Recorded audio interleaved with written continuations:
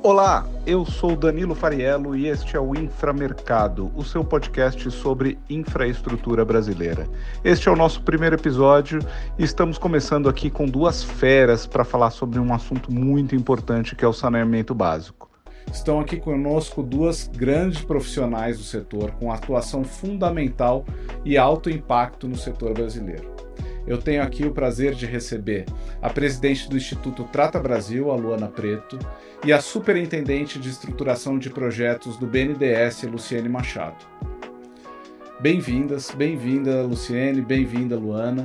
Eu queria começar então esse papo entre nós, vocês colocando um pouco a história de vocês no saneamento. Primeiro queria começar com a Luciene. Luciene, você que, enfim, é uma profissional do BNDES, já atuou em diversas áreas dentro do banco. Podia contar pra gente o que você tem visto da história do saneamento básico do Brasil até aqui, esse momento, por favor. Bem-vinda. Muito obrigada Danilo. Eu estou no BNDES há 25 anos e nos últimos 8 ou 9 anos eu tenho me dedicado à infraestrutura, alguns segmentos, e em especial pelos desafios que você tocou no início, o saneamento chama logo a nossa atenção, né? Não é a infraestrutura que falta, né? É um déficit ainda de muitos séculos passados. Então, mesmo para a nossa realidade no país, chama atenção o que a gente ainda precisa cumprir. Eu trabalhei então no banco financiando o setor, num momento em que ele era basicamente dominado pelas companhias estaduais e, portanto, financiando esses operadores, assisti o início da participação privada no segmento e certamente agora, após a promulgação do novo marco legal em julho de 2020, uma intensificação desse movimento com outros operadores, o que nos impõe uma série de outros desafios, tanto na estruturação de projetos quanto no financiamento dos investimentos. Então, a gente lá no banco, eu acho que está numa cadeira assim, bem privilegiada, contar uma história e tentar ajudar para que essa mudança se processe numa velocidade mais alinhada com as expectativas de todos que estão aí sujeitos a algum tipo de privação, como você qualificou no início. Entendi. Obrigado, bem-vinda. Obrigada. Luana, bem-vinda também. Por favor, coloca como você, enquanto presidente do Trata Brasil, né, apresenta um pouco para a gente o Trata Brasil e como que você chegou aí. Bom, primeiramente gostaria de agradecer o convite de estar aqui nesse importante podcast ao lado da Luciene, do Danilo. Bom, eu sou engenheira civil, fui concursada de companhia estadual de saneamento básico, fui presidente de companhia municipal de saneamento básico, então vivi o setor lá na ponta, né? As dificuldades da população, entendendo como o saneamento é primordial para a gente poder ter o desenvolvimento nas cidades. Depois disso, eu trabalhei numa associação que envolve os fabricantes de materiais para saneamento básico, e então surgiu a oportunidade de estar à frente do Instituto Trata Brasil. Então, vi dentro do Instituto a possibilidade de trabalhar em prol do avanço do saneamento no Brasil. O Instituto ele foi constituído lá no ano de 2007 por empresas do ramo de saneamento básico, mais especificamente produtores de tubos e de produtos químicos, que entendiam que o tema do saneamento não era um tema muito discutido pelos governantes e que era uma infraestrutura que carecia de dados, informação e conhecimento, seja conhecimento para a população, que muitas vezes não sabe o que é o saneamento básico, seja para os governantes, onde muitas vezes um prefeito não entende que a obrigação do saneamento básico é sua, do ponto de vista constitucional. Então, o Trata, lá em 2007, foi fundado, foi crescendo, foi se consolidando como uma grande fonte de informação, de geração, né, de dado, informação e conhecimento. E hoje estamos aí com mais de 27 empresas fazendo parte do Instituto, fomentando empresas das mais diversas, né, desde empresas que produzem papel higiênico, entendendo que o saneamento é essencial para a vida das meninas no seu período menstrual, até empresas que são realmente do setor de saneamento básico. Então, hoje trabalhamos com essa geração de dados, informação e conhecimento para que a gente tenha um avanço do saneamento no país.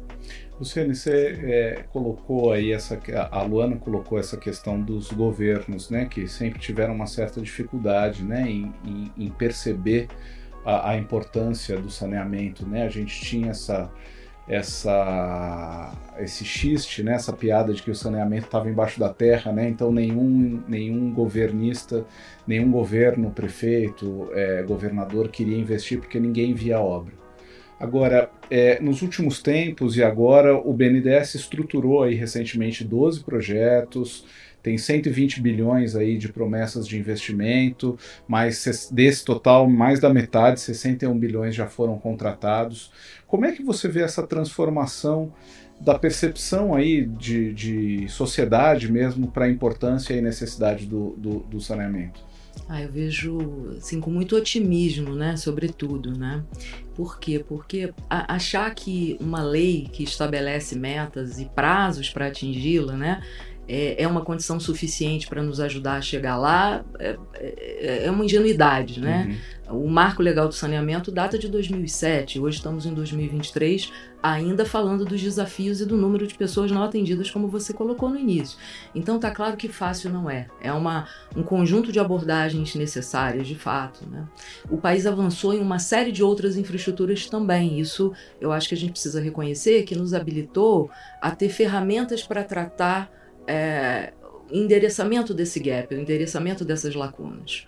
Eu diria também que a gente hoje tem um setor privado nessa enorme cadeia do saneamento, né, de produção, que a Luana tão bem descreveu, que já experimentou outros segmentos de infraestrutura e que também olha para o saneamento hoje como uma oportunidade real de negócio. Ou seja, como uma capacidade de endereçar um desafio público de melhor prestação de serviço, mas obtendo retorno a partir, né, da cobrança daquelas tarifas, da boa prestação, tanto qualitativa quanto quantitativamente dos serviços de água e esgoto, por exemplo. Então, acho que a gente tem um conjunto de fatores onde o marco legal, a discussão jurídica institucional, é um elemento, mas não é todo. Essa questão que você aborda sobre o convencimento popular, eu diria que é uma jornada de mais longo prazo. A Luana certamente vai poder nos descrever isso, acho que de forma muito mais rica, mas eu diria que enquanto o pedágio na rodovia ele já é um tema do dia a dia das pessoas, das famílias, as pessoas discutem se a praça de pedágio, agora o free flow, a nova tecnologia, isso é muito da realidade. O saneamento ainda está em processo de consolidação, né? Acho que as famílias que não têm acesso à água, esse desafio é mais iminente, ele é mais premente. O esgoto ainda acho que está colocado numa distância ainda grande em relação a essa internalização do problema e discussão de possíveis soluções. Incomoda muito quem tem o esgoto muito próximo a si, né? Mas não necessariamente o tratamento. A coleta e o tratamento, contanto que aquilo esteja distante, né? O afastamento ainda é suficiente. As pessoas não conseguem fazer o link de o porquê que coletar e tratar é tão relevante, como é que aquilo retroalimenta o próprio fornecimento de água, a balneabilidade de corpos hídricos, né? A gente poder ir para as praias e rios, enfim, ter aquilo em condições de acordo com o meio ambiente e também para o nosso próprio uso. Eu acho que essa conexão do ponto de vista de esgoto ainda não acontece. Do ponto de vista da água, a escassez hídrica, eu acho que ela é muito severa, ela é muito dura, ela atinge muitas populações no nosso território e eu acho que essa conscientização popular realmente vai ajudar a precipitar e acelerar esse movimento de conscientização dos governantes. Acho que, uma vez que a gente tenha isso mais no discurso das pessoas e na cobrança, provavelmente aqueles que não estão convencidos ainda ou que acham que dá para esperar um pouco mais, vão rapidamente entender que é preciso fazer alguma coisa. Agora, é interessante que a gente está colocando aqui esses desafios, né? Mas, assim, ainda eu entendo que é distante das pessoas ainda até o impacto em termos de saúde, né? A gente estava conversando, né, que algumas se a gente pensar o vaso sanitário é uma grande inovação da humanidade, né? A gente tem impactos aí na saúde das crianças, das pessoas, e isso replica em produtividade, isso replica em capacidade em expectativa de vida e vida de qualidade, né?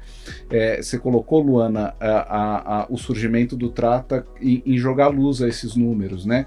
Graças ao Trata, hoje a gente tem essa visão de que 100 milhões de brasileiros ainda têm necessidades, né, em esgoto, 35 milhões não têm acesso à água tratada, a gente tem essas metas ousadas, né?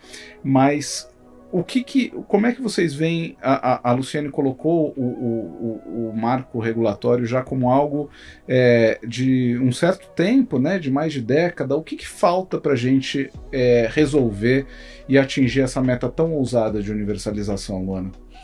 Bom, o marco ele é de 2007, mas é em 2020 onde foram criados mecanismos que facilitaram a entrada da iniciativa privada dentro do setor de saneamento básico, onde a ANA foi constituída, Agência Nacional de Água e Saneamento, como uma grande responsável pela elaboração das normas de referência, trazendo uma maior segurança jurídica também para o setor, para que houvesse, então, um maior aporte de investimentos privados. A grande questão é que, como foi colocado anteriormente, o saneamento básico sempre foi o patinho feio, a gente viveu por muitos anos aquela questão de obra enterrada não dá voto. Então, uma coisa é consequência da outra. A partir do momento em que a Dona Maria, que vive lá independente de qual região do Brasil ela vive, a partir do momento que ela não cobra do seu governante o avanço do acesso à água ou da coleta e tratamento de esgoto, o governante também se sente confortável em não evoluir em relação a esse tema. Ele vai construir praças, ele vai fazer pavimentação, mas ele não vai investir em saneamento básico. Então, historicamente, foi isso que aconteceu e os investimentos, majoritariamente públicos, eles foram num volume menor do que o necessário. Então, por isso que o tema saneamento básico ele foi visto como um passivo político e não como um ativo. Como ele deve ser visto. E muitas vezes a Dona Maria lá, ela não entendia por que o filho, o neto dela, ficava doente. E a gente tem aí 128 mil internações por conta de doenças associadas à falta de saneamento básico, aonde dessas 128 mil internações, 70 mil internações são em crianças de 0 a 19 anos. Então, isso vai prejudicar a escolaridade média dessa criança, porque essa criança vai estar com episódios recorrentes de diarreia, automaticamente ela vai ter um menor aprendizado, isso vai impactar na nota do Enem e vai impactar na possibilidade de ingressar numa faculdade na renda média futura.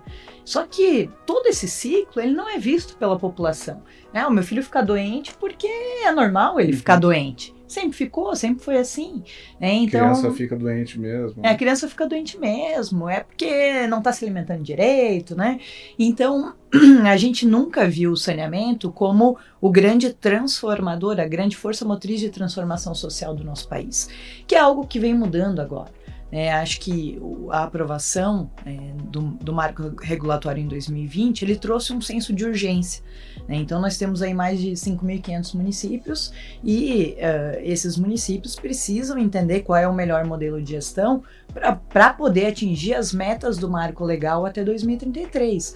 Então, eu preciso entender se, no meu passado, o volume de investimentos anual que eu fiz, projetando uma linha de tendência para o futuro, se com esse volume de investimentos passado, eu vou conseguir atingir a universalização lá em 2033. Então, esse é um exercício que precisa ser feito, seja a nível de estado, seja a nível de município, para que lá em 2033 a gente não olhe para trás, pois não deu certo. E isso tem acontecido, e então, claro, é um desafio, a Luciene sabe disso, tem estruturado esses projetos, mas esse senso de urgência está posto e os exemplos positivos arrastam. Então, estados que estão colhendo já algum tipo de fruto de mudança no modelo de gestão, de maiores investimentos em saneamento básico, trazem uma sinergia positiva para o estado vizinho. Eu não quero ficar para trás, eu estou olhando para aquele governante que é meu vizinho aqui e eu não quero que daqui a pouco eu seja criticado porque ele tomou uma decisão que tem dado bons resultados e eu não. Então, acho que isso vem desde a gente conscientizar a população de todo esse ciclo que muda a vida das pessoas e conscientizar os governantes de que estamos aí numa nova realidade e de que o saneamento pode ser visto como um ativo político, e um ativo que vai gerar votos e que vai mudar toda uma geração da região na qual ele é esse governante. A gente tem até nessa percepção que vocês estão colocando, e aí é uma pergunta até colocada para as duas, de uma certa forma, essa evolução que a gente está vendo aí dos projetos e das contratações, a gente chega num desafio que é exatamente como realizar, né? Porque tem um caminho, Luciane, hoje no papel ali de estruturadora, a gente tem um caminho entre a vontade e a realização que muitas vezes, ou frequentemente, atravessa mandatos e com frequência são contratos em geral do que, Luciane? 25, 30 anos 30, em padrão, 35, né? 30, 35, exato. Eu acho que hoje a gente está um pouco nesse processo de aprendizado, né? Como vocês veem esses desafios hoje, já que a gente tem avançado em termos de percepção social, percepção política, e agora a gente encontra esses desafios de execução e realização de fato. Bom, vou só iniciar aqui, deixar a Lu falar isso, que ela tem maior conhecimento, mas assim, a grande questão é que a gente está chegando à conclusão que só o investimento público não vai ser possível para a gente poder universalizar o saneamento básico, né? A nossa média de investimentos, por exemplo, nos últimos 5 anos, foi de 20 bilhões de reais ao ano, e a gente precisa, para atingir as metas do marco, um investimento médio de 44,8 bilhões. Né? Então a gente está falando de um investimento per capita de R$ 203 reais por ano por habitante na média do Brasil, sendo que tem regiões que investem R$20 por ano por habitante, R$5 por ano por habitante. Então, acho que o grande desafio, e aí a Luciane pode falar um pouco mais a respeito disso, é como ter um mix de investimentos públicos e privados, ou das modelagens, para que, tendo em vista esse Brasil diferente que a gente tem, com diferentes culturas, diferentes realidades, diferentes capacidades de investimento, chegar no melhor modelo em cada uma das situações.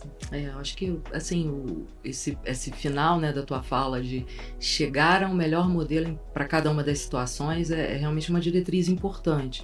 A gente não pode ter realmente a ingenuidade de achar que um único modelo vai conseguir se adaptar a realidades tão diversas, tão heterogêneas no país. Então, acho que encontrar esses modelos é muito além de um esforço técnico. Eu acho que a gente precisa ter isso em mente também. A gente está falando aqui de um serviço que é de titularidade municipal, como a Luana falou, é obrigação do prefeito garantir essa universalização. O Marco Legal de 2020 trouxe a necessidade dos estados pensarem numa organização da prestação de serviço regional, com o objetivo explícito de usufruir do tal do subsídio cruzado, que tem município que é pequeno, é pouco atrativo para a iniciativa privada, tem município que é maior, oferece possibilidades de retorno maiores. Então, se a gente fizer isso de forma isolada, o município viável consegue uma solução, o município pequeno provavelmente vai continuar dependente do orçamento público escasso, e aí talvez o prefeito tenha mais desafios e prefira usar aquele orçamento em outras obrigações. Então, fazer as duas coisas em conjunto é o que a gente chama de subsídio cruzado, ou de filé com osso, que é a famosa expressão. Ele é uma ferramenta para que essa estratégia da regionalização resulte numa universalização mais próxima, mais rápida. Então, esse assim, é um elemento bem importante aí nesse desafio. Do ponto de vista técnico, é um desafio relevante, mas, de novo, do ponto de vista do convencimento político daqueles prefeitos e daqueles estados, esse é um desafio diário. Exatamente por essa alternância de poder que a cada 4 anos acontece tanto nos municípios quanto nos estados, e nem acontece ao mesmo tempo, como sabemos, né? A cada 2 anos muda alguém, ou o prefeito ou o governador, e como uma política pública, uma política de estado, uma política de longo prazo, ela precisa que esses alinhamentos prevaleçam ou permaneçam por um prazo longo, para que a gente consiga estabilidade o suficiente para que esse parceiro privado venha, realize um conjunto de investimentos muito numeroso, muito volumoso, que só se paga em períodos muito longos. Então, essa busca por essa estabilidade institucional, que passa pelo convencimento da população, do governante, da atratividade privada, da capacidade de executar os investimentos, que foi o ponto que o Danilo abordou, né? Uma cidade universalizar esgoto significa esburacar a cidade toda de uma vez e botar ali a rede necessária. Claramente, isso é uma interferência muito complicada, né? Do gera ponto de vista reclamação no curto prazo. Que não gera simpatia, gera reclamação, né? Cobrar tarifa e esburacar a cidade, meu Deus, que setor é esse? Sim. Então, é preciso ter estratégia de execução também. É preciso entender como é que essa cadeia de fornecedores de insumos, de serviços, de equipamentos, de produtos químicos, ela consegue também fornecer todo o material necessário para fazê-lo. É um esforço. Hoje a gente tem um serviço que é pequeno, ele é heterogeneamente distribuído no país. Universalizar significa chegar para todo mundo. E esses fabricantes, esses fornecedores, eles não estão hoje presentes em todos esses mercados, porque hoje eles não são demandados. Inclusive a gente tem visto esse desafio aí do mercado dar conta, né, desses investimentos, mas tem alguns aspectos, pelo menos do ponto de vista financeiro, promissores aí, né? A gente teve grandes empresas, a Iguá, a Egea, emitindo debêntures, o BNDES também tem estruturado financiamentos aí para esses projetos. Há uma visão, não sei se vocês, enfim, me corrijam ou confirmem, de que há uma perspectiva até financeira confiante de que esse mercado, de fato, ele fica de pé, de que esse mercado é promissor, de que esse é um mercado onde vale a pena estar e se desenvolver nesse modelo que você colocou, né, Luciane, de um contrato bem feito, de uma perspectiva de investimento segura ou de uma confiança de governo que mesmo nessas mudanças a gente tem aí uma perspectiva de continuidade. É válida essa avaliação? Vocês concordam? Bom, eu acho que o marco legal que foi aprovado no ano de 2020, ele buscou trazer instrumentos que garantam uma segurança jurídica, né? Com a ANA fazendo a edição das normas de referência, né? Com as modelagens que têm sido estruturadas pelo BNDES para captar esses recursos. Claro que é uma mudança que a gente está sentindo agora, né? E é uma mudança que tem um período de maturação, né? Do setor de saneamento básico como um todo. Mas o setor de saneamento, primeiro, ele é ESG na veia. A gente está falando de deixar de lançar 5.500 piscinas olímpicas de esgoto bruto nos nossos rios e mares.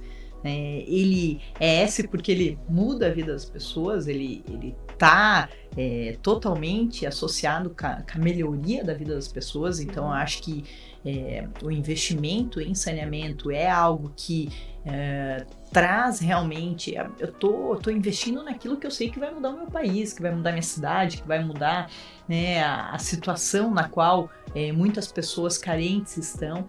Então eu acho que o investimento em saneamento, ele tem uma atratividade por mudar a vida das pessoas. A gente vê empresas do ramo de energia indo pro ramo de saneamento, como no caso da Equatorial, né? Ele é um setor que tem uma receita recorrente, porque a gente está falando, né, de tarifas que são cobradas pela população, mas, claro, ele tem o desafio, né, como a Luciane já comentou, do ponto de vista de governança e institucional, de ser uma obrigação do prefeito, mas de precisar de uma regionalização para a gente ter um volume maior de municípios, para garantir uma melhor, uma união de esforços do filé com osso. Então, essa governança de união entre esses diferentes municípios, com diferentes atores políticos, é bastante difícil do ponto de vista político, né, para que se possa chegar numa solução e garantir esses investimentos. Então, eu diria que a gente está passando aí por um período de maturação do setor de saneamento básico, que né, fantástico do ponto de vista de melhoria da vida das pessoas, mas que precisa aí dessa acomodação das melancias aí na carruagem, para que a gente tenha, né, exemplos práticos acontecendo, a vida das pessoas sendo transformadas e a gente vendo que realmente vale a pena investir, que não vai ter mudança na lei. Acho que essas questões são importantes para a gente ter a perenidade, né, do setor como um todo e dessas concessões que duram 35 anos, como foi dito anteriormente. Eu acho que reavaliar, né, ter a chance de esperar esse tempo e de, uma vez debaixo assim, de um arcabouço estável, de contratos bem desenhados, de projetos que foram bem modelados, E aí a presunção é que fazendo isso a gente tem atraído grupos que de fato estão ali também pelo interesse público, pela relação de longo prazo, e aí tendo feito isso, a gente poder esperar tempo suficiente para que os investimentos de fato aconteçam, aí o serviço vai mudar de patamar, né? Chegando perto da universalização, que é o que acho que todos nós aqui ambicionamos, e aí a gente vai ver, assim, do ponto de vista da política pública, realmente todos os seus resultados, não só no segmento de saneamento, mas todos os efeitos positivos, né, benéficos na saúde pública, enfim, em todas as outras dimensões. Acho que a gente ainda está vivendo, né, um primeiro ciclo de investimento, no caso aí dos nossos 12 projetos leiloados, já há muitos resultados práticos, do ponto de vista das questões mais básicas, do indicador de medição de carga orgânica num determinado corpo hídrico, até, de fato, o efeito em saúde pública, em internação, em índice de doenças de veiculação hídrica em crianças ali numa determinada região. Acho que a gente já consegue ter algum monitoramento, mas ele é, de fato, muito recente. Acho que as boas notícias, Danilo, de fato, assim, nós tínhamos muita dúvida nesses 12 projetos, porque quando você os modela, o primeiro ciclo de investimento, ele é muito parrudo. Você falou aí 120 bilhões. Isso. Então a dúvida era, caramba, ainda que seja um bom projeto, ainda que eu atraia um ator privado alinhado com o interesse público, quem vai financiar tudo isso? Assim? Será que esse risco é aceitável? Claramente não pode ser um financiador, 2 financiadores. Você precisa realmente mobilizar um conjunto de financiadores importantes. Os aspectos ESG aí do setor, e que são inerentes a ele, claro que mobilizam. E a gente teve, eu acho que nesse ano de 23, uma resposta muito positiva do mercado de capitais em renda fixa por intermédio das debêntures. A gente teve um conjunto de bancos participando desse movimento, encarteirando uma parte desses títulos, mas distribuindo para fundos, e por trás dos fundos a gente sabe que tem pessoas físicas, né? Sim. Então, esse ciclo positivo definitivamente começou com uma dimensão nunca experimentada para o setor de saneamento. Para outros setores de infraestrutura, obviamente isso já aconteceu, mas a gente tinha um pouco essa dúvida, será que o saneamento, por mais resiliente, por mais vinculado à vida do usuário, intensivo ali, né, nesse relacionamento e na capacidade de gerar esses efeitos positivos, vai ter uma resposta tão imediata em grande volume do mercado? Essa dúvida se dissipou. Essa dúvida em 23 eu acho que a gente tem segurança de que podemos lançar novos projetos, porque do ponto de vista da financiabilidade ela tem aí uma visão positiva, do ponto de vista dos investidores dispostos a entrar em projetos de grande porte, complexos. Eu diria que a gente ainda tem deveres de casa. Sim. Mas são fatores que caminham juntos mesmo, né? Você não vai ter nunca os investidores preparados para um setor que não tem os projetos. Você não vai ter, só pelo fato de ter projetos, um mercado disposto a comprar esses títulos.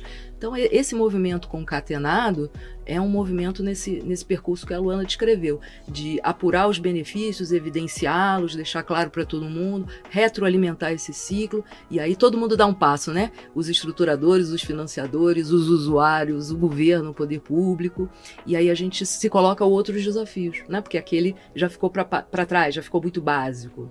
É uma jornada mesmo, a gente não deveria ver uma foto, a gente deveria ver esse filme. É um ciclo virtuoso, né? E eu complementaria também que uma dúvida que se tinha anteriormente, né, Luciene, se haveria interesse em áreas remotas, em áreas de interior. E para mim o exemplo do Amapá, ele é um exemplo claro de que existe interesse, né, no setor, muito evidente, num estado lá com 600 mil habitantes, no extremo norte do nosso país, houve interesse de uma empresa privada, né, em universalizar o saneamento básico. Zero de esgoto, né? Zero de esgoto, era o pior estado, né, 23% da população com acesso à água. E numa convergência, né, de infraestrutura, como você mencionou, né, da empresa, a mesma empresa de energia, junta com saneamento, a gente tem uma solução de mercado aí que ninguém viu, né? Exatamente. E que capturou aí um avanço interessante aí em que as pessoas ganham, né? E nesse sentido, eu complemento a fala da Luciene, mostrando que dúvidas que se tinham anteriormente vão sendo sanadas, né? Será que vai ter atratividade? Teve. E aí parte-se para uma Será nova que vai ter dúvida. recurso? E assim a gente vai ganhando maturidade no isso. setor de saneamento. E teve recurso nesse ano de 2023 que vocês citaram, mesmo num período de juro mais alto, né? Sim. O que a gente teve emissões num mercado que, digamos, seria mais desafiador aí, né? Aparentemente desafiador. É uma perspectiva. Mostra a resiliência do setor, né? Capacidade de pagamento mesmo num cenário de juros ainda desafiador, como você colocou. Sim. Mas eu diria que vieram muito boas notícias do mercado. A gente está bem animado para o próximo ciclo. Bom, pessoal, estamos entrando aqui na segunda parte do nosso podcast Inframercado. Nesse papo aqui, vocês estavam comentando que teve uma resposta muito positiva do mercado de capitais nesse primeiro ciclo de investimentos. E agora, pensando para frente, o que vem nesse próximo ciclo? 12 outros projetos, né? Pelo menos. Estão na carteira já? Estão na carteira já começamos. Esse exemplo que a Luana citou, né, do Amapá em específico, e também dos casos concretos, né? Quando as pessoas me perguntam, poxa, mas esse segundo ciclo veio muito mais rápido que o primeiro. Natural, Sim. né? Muitas dessas dúvidas se dissiparam e criou essa dúvida na cabeça do governante. Eu tolero ficar com a minha realidade atual, que eu vou ser questionada, eu vou ter que me explicar. Tribunal de Contas, Ministério Público, a própria ANA, né, olhando ali as agências reguladoras ou a regulação local. Ou eu faço um movimento que o meu vizinho fez aqui. Não é o Rio de Janeiro, aquele outro país, né, no Sudeste, lá longe, que não é a minha realidade. Não, Alagoas, um dos estados com mais dificuldade no país, Sim. com menor IDH, foi o primeiro estado, foi pioneiro. Além do Amapá, um estado, né, da região norte, também com grandes déficits de serviço, fez ali um movimento e hoje já colhe os primeiros benefícios em termos de além do próprio serviço, né, todos os benefícios decorrentes do investimento para a cadeia de fornecedores, para geração de emprego, para geração de renda, arrecadação tributária, enfim. Então também o prefeito entendeu que, poxa, investir em saneamento é um bom negócio, eu melhoro a situação fiscal do meu município. Sim. E aí eu posso fazer outros investimentos fora do setor, além do próprio setor. Ou né? quando não tem outorga também, né, que também é... Também, enfim, eu acho que esses casos concretos mostraram que ficou mais custoso ficar paralisado. Sim. Né? Era uma questão, será que esse novo marco, ele trouxe ferramentas, como a Luana falou, mas será que elas vão ser suficientes para empurrar? Bom, algumas delas para nós na estruturação são fundamentais, eu já citei a regionalização, por exemplo, como uma ferramenta fundamental para trazer esses modelos o mais inclusivos possível, né, do ponto de vista da população abrangida, do ponto de vista de quão remotas são as áreas. E hoje a gente, até dogmas que a gente tinha quando eu comecei essa discussão de estruturação, um povoado de 1.000 habitantes a 200 quilômetros da rede, isso nunca vai ser possível de ser incluído. Gente, hoje a gente está incluindo povoados de 500 habitantes, entendeu? Um sistema remoto. Num sistema muito mais remoto. E se você tiver uma boa densidade populacional naquela área que é atendida por rede, o tal do subsídio cruzado faz essa mágica. Tá. Você consegue gerar aqui, né, receita suficiente e resultado suficiente na sua operação para bancar o que vai ser uma operação deficitária lá. Mas no cômputo geral, isso ainda vai trazer um retorno positivo. A gente também, investindo mais nas modelagens, a gente conseguiu capturar atores que estão olhando também esse retorno de longo prazo. E novos atores, novos agentes, né? Que vieram de outras infraestruturas, que trouxeram atores financeiros, obviamente para se fortalecer, mas que, sobretudo, estão olhando o longo prazo. Não estão aqui para fazer uma obra de 3, 4, 5 anos e aí eu vou embora e devolvo aquela concessão. Não, o aperfeiçoamento dos modelos, com as adaptações ali para os casos específicos, levou de fato a que a gente tivesse um bom retorno também do ponto de vista da seleção. Então, porque acho que a gente também não pode minimizar o papel desse ator privado que é escolhido. O que cabe a ele do ponto de vista da prestação de serviço, a interação com o usuário, o dizer, eu vou te cobrar tarifa sim, mas em troca... Sabe aquela água que chega 3 vezes por semana, que você precisa encher balde, caixa d'água e que nunca é suficiente? Ou você que não sabe o que é tomar banho, ligar o chuveiro e tomar banho? Você pode ter. E se você não tiver um dia, você pode ligar, você pode ir lá recorrer, você tem uma conta, você paga a tarifa social, você está incluído. Esse senso de cidadania que todas operadoras reportam, isso é muito, muito real e contribui para a legitimidade do serviço. Aquilo que não é prestado, eu não pago, mas eu também não recebo, e fica tudo por isso mesmo, né? Aquilo que eu pago uma tarifa diferenciada, obviamente de acordo com a minha capacidade de pagamento, mas eu tenho capacidade de exigir. Eu vejo aquilo acontecer no dia a dia. E aí eu saio do raciocínio da água, eu vou para o raciocínio do esgoto, eu entendo que qual é o benefício que aquilo tem para minha família, para minhas crianças, como a Luana já descreveu. Então, esse ciclo também virtuoso, ele vai se estabelecendo nessa dinâmica, e aí com qualquer serviço delegado, que é o caso aqui, né, concedido numa PPP, o poder público divide com esse ator privado essa responsabilidade. Achar que também o poder público se desincumbiu, isso agora não é meu problema? Claro que não, né? Tá aí as questões de energia elétrica, os eventos, né, climáticos severos que a gente está vivenciando. O político sempre leva a culpa, né? O político leva a culpa. Não é você que está executando, mas você devia estar fiscalizando. Isso, claro. Por que você não está fiscalizando, né? Então, esse também é um outro elemento que eu acho que é bastante positivo, né? Você pode se centrar naquilo que é a sua responsabilidade, essa indelegável, que é a da regulação e da fiscalização desses contratos. Esse então, é o ESG na veia que a Luana estava colocando. E tem um ponto também que eu acho que antigamente se falava, né? Mas ninguém vai querer levar saneamento básico em área vulnerável, em área distante. E acho que isso também foi quebrado. Né? A gente vê agora companhias criando modelos de como levar saneamento básico para as favelas. Inovação, né? Inovação, qual vai ser o melhor modelo técnico, né, para poder dar manutenção depois do saneamento dentro da favela? Qual vai ser a modelagem da tarifa que aquela população pode pagar? Porque a Dona Maria que não tem uma conta muitas vezes no nome dela, vai passar a ter uma primeira conta, né, que representa para ela dignidade na sua vida, né, e ela vai querer defender aquele serviço, vai querer que a sua família trabalhe na empresa, ajudando a comunidade, né, então acho que isso também foi quebrado, né? Hoje a gente vê que as modelagens têm incluído muito as áreas vulneráveis, e que é a população que mais precisa muitas vezes. E do ponto de vista financeiro, né, a gente viu na COP, existe uma discussão muito forte sobre oferta de recursos reembolsáveis ou não reembolsáveis para projetos desse tipo, né? De alguma forma o setor também consegue alcançar recursos, investimentos que estão nessa rubrica, digamos, mais ambiental mesmo, social, né? É um percurso que tem sido traçado por algumas das companhias recentemente também, né?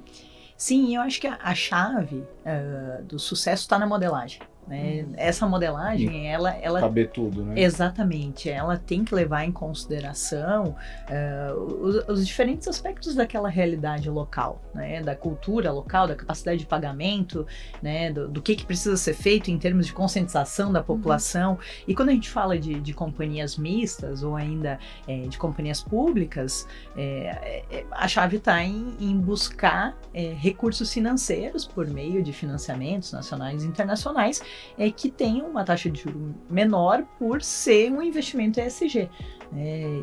Entendo que, no final das contas, a gente tudo vai acabar na tarifa. Essa tarifa precisa ser modelada da melhor maneira possível para que haja um valor de operação que leve em consideração a eficiência na prestação do serviço, né, com redução de perdas, com um menor consumo de energia elétrica, que é um maior custo de operação, e que haja eficiência na expansão do serviço. Então, acho que a inovação também tem que ser levada em consideração nessas modelagens de tarifa para que a gente consiga, com o menor recurso, atingir o maior número de pessoas possíveis. Essencial. Luciane, você falou aqui dos 12 novos projetos, né? Eu não vou deixar a gente terminar, você ir embora sem saber eu ter uma perspectiva aí de como que tá o cronograma disso, para onde que a gente pode olhar, o que a gente tem de perspectivas aí de investimento e de pessoas atingidas com isso.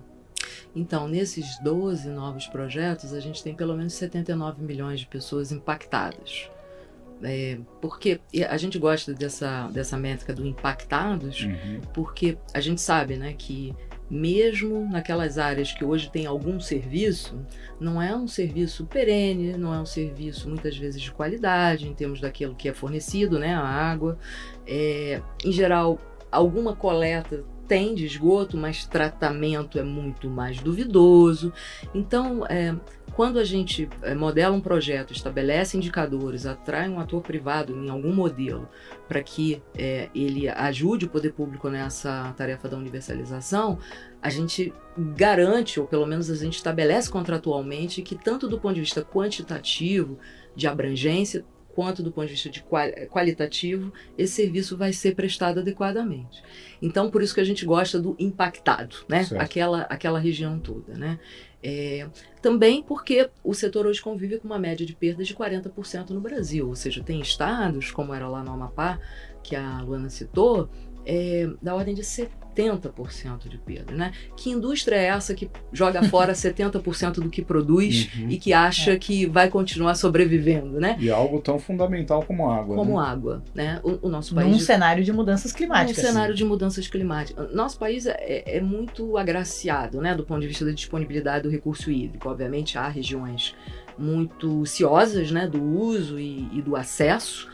Mas, de forma geral, as pessoas têm a impressão de que no Brasil não falta água, né? Na verdade, a gente precisa transportar daqui para ali, equalizar ali umas diferenças, mas, enfim, acho que esse processo de mudança climática que estamos vivendo e que está chegando muito mais cedo, tem mostrado às pessoas que é preciso preservar o recurso, sim. Né? Que universalizar também é preservar esse recurso, porque, veja, aquilo que joga fora, você incorreu em todos os custos, né? De captação, tratamento, transporte, e aí ao invés de você entregar para alguém, se perdeu. Ou como perda técnica, ou como gato, enfim, né? Perda comercial, mas simplesmente se perdeu. Então, é a ponta mais simples da universalização, né? É um serviço que está quase lá. Você só não conseguiu chegar na milha final.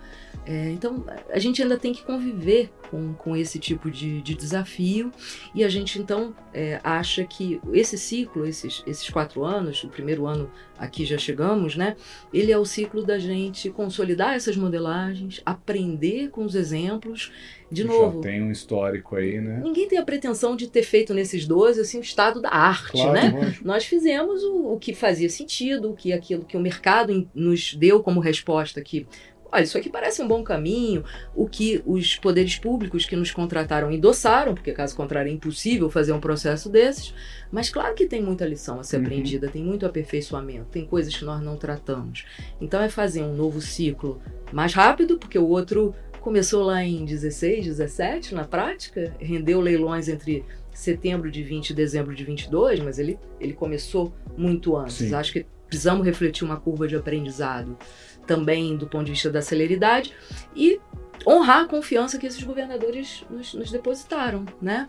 Então, esse ano de 24, a gente espera fazer pelo menos 3 leilões de projetos de grande porte, modelagens que já estão bastante avançadas, e os contratos novos que entraram em 23, a gente, a partir de final de 24, início de 25, continuar contando essa história. Isso é, ter 24, 25, 26 com leilões bem distribuídos, com sinalização, previsibilidade para o mercado. A gente sabe o quanto isso é importante para o mercado investidor, né? Atrair novos investidores não vai ser com um projeto hoje, outro projeto daqui a 2 anos, se quiser. Não. A gente precisa ter previsibilidade, a gente precisa ter escala nos projetos, a gente precisa continuar com boas modelagens e com esse aprendizado. Então tem muito dever de casa, mas a gente espera em 24 já trazer 3 novos leilões em 3 estados importantes, né? Aqui, né, na discussão. Também não é segredo para ninguém que o Brasil, né, lá através do estado do Pará, em Belém, sediará a COP30 no final de 25, e é um estado e a capital do estado com desafios enormes do ponto de vista de saneamento, né? Então, nós não temos, claro que a ambição de até lá resolver o problema, mas dar conforto ao poder público lá, receber aquele conjunto de visitantes, como hoje estão sendo recebidos lá em Dubai, né? E contar uma história de que é assim, estamos fazendo isso, e a trajetória para a universalização e para mudar o estado de coisas já está contratada, porque tá aqui o parceiro privado, o modelo é esse, os nossos planos concretos são esses. Isso com certeza a gente consegue entregar até o final de 25. E, então, também é uma manifestação importante do país externa, né? Porque neste momento muitos olhos se voltam para a realidade local e a decisão de fazer no Pará, em Belém, eu acho que nos move nessa direção. Mas isso não quer dizer que os outros projetos não sejam importantes.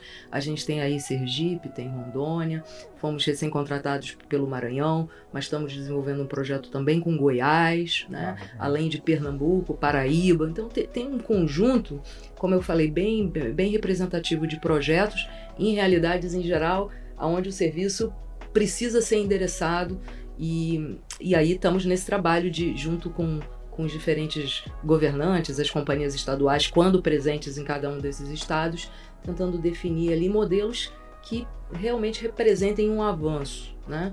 Sem aquela concepção de temos um modelo, então se adequa ao meu modelo. Não, vamos entender que realidades são essas. Muitas vezes não é um único modelo, né? Você tem ali no estado vários modelos, blocos, operadores convivendo. Concessão ou PPP. Concessões ou PPPs. Existem iniciativas de privatização em andamento, né? Além daqui de São Paulo, todos sabem, né? A própria Copasa, em Minas Gerais, é um mandato também do BNDES atuar nessa privatização. Nós estamos seguindo nesse mandato, aguardando, obviamente, o posicionamento do legislativo local, se esses passos vão poder ser dados. Então, de fato, a gente tem sido agnóstico nos modelos, porque a gente acha que o serviço, a melhoria do serviço, o alcance do serviço, o modelo precisa ser uma ferramenta, ele não pode ser o fim em si, né? Então, acho que a gente está bem otimista que o novo ciclo vai agregar do ponto de vista desses benefícios e aí, se isso for verdade, mais 4 anos a gente vai estar olhando para trás numa realidade real, concreta, muito diferente do que o marco legal, quando foi inaugurado, né, em julho de 20, viu acontecer. E gerando novos exemplos positivos, porque todos esses estados vão começar a endereçar uma solução e vai gerar aquela questão para o estado vizinho. Eu preciso pensar numa solução porque está todo mundo pensando. E desafios, né? Eu tava, e conhecimento, né? É interessante você ter colocado essa questão dos aprendizados, né? Dos projetos que já estão na rua. Eu estava conversando com um executivo de uma dessas empresas de saneamento outro dia e ele me contou o quanto que você tem, e aí você vai descobrindo até receitas acessórias ou conhecimento. Ele me colocou como é possível, muitas vezes a partir da análise das informações do saneamento, você entender a dinâmica de uma cidade. Olha, aqui tá indo crescimento para esse lugar, ou aqui tem muitos imóveis e os jovens estão saindo, está reduzindo o consumo. Isso pode ter impactos para o setor imobiliário, para o setor de mobilidade urbana e planejamento, né? As empresas e os governantes estão aprendendo muito com isso também, né? Que saneamento pode ser dados, pode ser planejamento, pode ser economia circular. Porque a gente fala na reutilização do lodo, na geração de energia. Com certeza. Então, acho que tem muita coisa pra gente fazer. Abre um horizonte interessante, né? Muito interessante. Eficiência energética. A maior parte dos operadores hoje já se voltou a ações de economia, né? Em termos de eficiência energética, geração distribuída, uso de energia solar, né? Como a Luana falou, é o principal item de custo operacional, né? Das empresas. Então, é natural que vire resultado na veia quando você ataca o mercado livre de energia. Hoje é uma realidade muito desenvolvida. A Sabesp está gerando energia aqui, né? De maneira muito relevante. Isso já não é mais um desafio para eles. Isso já é uma constatação, já é um dado da realidade. E aí é importante, a gente obviamente traz essa realidade para dentro da modelagem. Já não faz mais muito sentido quando eu projeto o fluxo de caixa deste operador privado, imaginar a tarifa da distribuidora. Mas não é assim mais. Eu vendo no Mercado Livre, então vamos trazer a perspectiva da cobrança da tarifa do Mercado Livre para ali. E isso é fundamental, porque como a gente na modelagem, a gente não diz, você tem que fazer este ou aquele investimento, a gente diz, você tem que perseguir esse e aquele indicador, a forma de chegar lá é você que define. Mas eu preciso saber se na minha modelagem eu estou sendo ambicioso, ousado, ou se na verdade aquilo ali é o saneamento do século XIX que eu estou projetando, e naturalmente nenhum grupo econômico vai abordá-lo na realidade do século XIX, ele vai usar todas essas alavancas. Se eu fui muito conservador na modelagem, quer dizer que o poder público poderia ter usufruído muito mais daquela minha modelagem, Sim. quer na forma da outorga, quer na forma de uma tarifa mais baixa, o que quer que seja. Então, assim, a boa modelagem é aquela que tem um nível de ousadia, que presume uma incorporação de eficiência operacional ao longo do tempo, que tem um espaço, obviamente, para que cada empresa traga a sua visão ali do negócio, mas não pode ser uma modelagem super confortável, porque senão, na verdade, eu não estou honrando quem me contratou. E que o cidadão veja melhorias. Verdade, também, né? Claro, verdade. perceba. E no fim do dia é o usuário, né? Sim. No fim do dia é o usuário. Eu estou privando o usuário, por exemplo, de ter universalização mais rápido. Sim. Eu estou achando que é um esforço muito grande, quando o esforço podia ser muito mais rápido. Uhum. E aquele que já esperou, sei lá, 30, 40 anos, né, pelo acesso, tem que esperar mais uns 10. Pode ser que pra gente não signifique muito, porque a gente tem, né? Mas pra quem não tem, ter que esperar mais 2 dias, 3 dias, um mês, no século XXI... Para tomar um banho, muitas injusto, vezes. né? É profundamente injusto. Profundamente certeza. injusto. Bom, Luciane e Luana, eu queria agradecer vocês aqui, colocar as suas considerações finais aqui. A gente já está se aproximando do fim do programa, ouvir vocês, esperar que um dia a gente volte aqui para ver esse avanço desse novo ciclo, acompanhar essas histórias que a gente sabe que estamos no meio de uma história, né? A gente tem um... No início. No início, talvez. Acho que a gente está mais pro início. Tem muito pela frente ainda, né? Bom, gostaria de agradecer a possibilidade de estar aqui conversando, né, com essas feras, que é a Luciene, que é o Danilo. Falar que o saneamento, o Instituto Trata Brasil avaliou, né, quais seriam os benefícios econômicos e sociais da universalização desse saneamento no nosso país, e o acesso pleno poderia trazer 1,4 trilhão de reais em benefícios econômicos e sociais. Redução de custos com saúde, valorização imobiliária, ganho com turismo, ganho com produtividade. Então, realmente, nós entendemos que pode ser a grande alavanca de desenvolvimento econômico e social para o nosso país.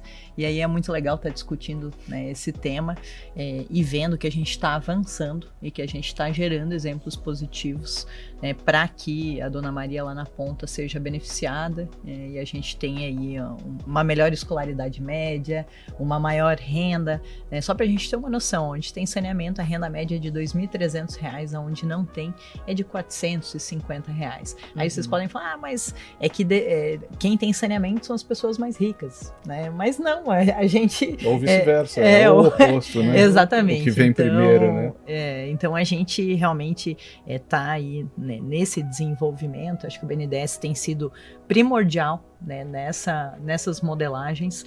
Quando as pessoas me perguntam, o que eu faço? Eu falo, converso com o BNDES, porque eles estruturam e eles avaliam, né, a melhor solução do ponto de vista técnico, econômico, operacional em cada uma das regiões. Então acho que a gente tem muita coisa boa pela frente.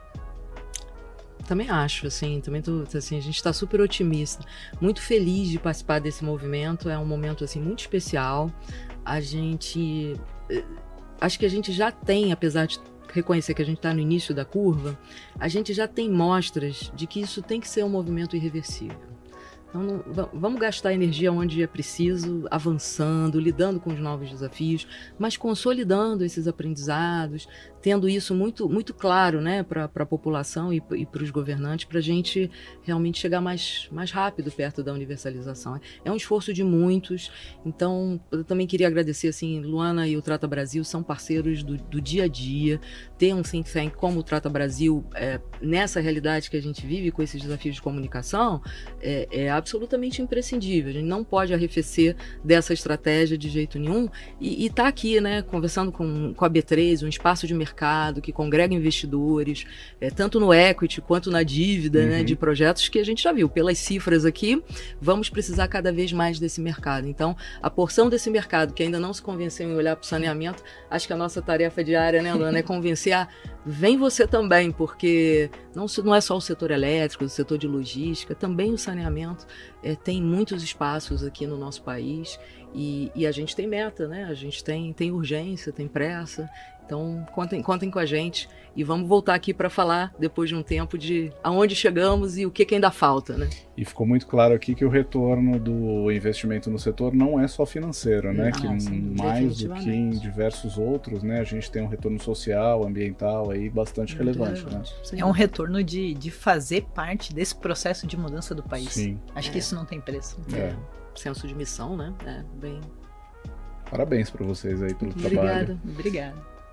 Bom, eu queria agradecer aqui a Luana, a Luciene por estarem com a gente. Esse foi o Inframercado. Eu sou o Danilo Fariello. Continue com a gente. Um abraço. Obrigado.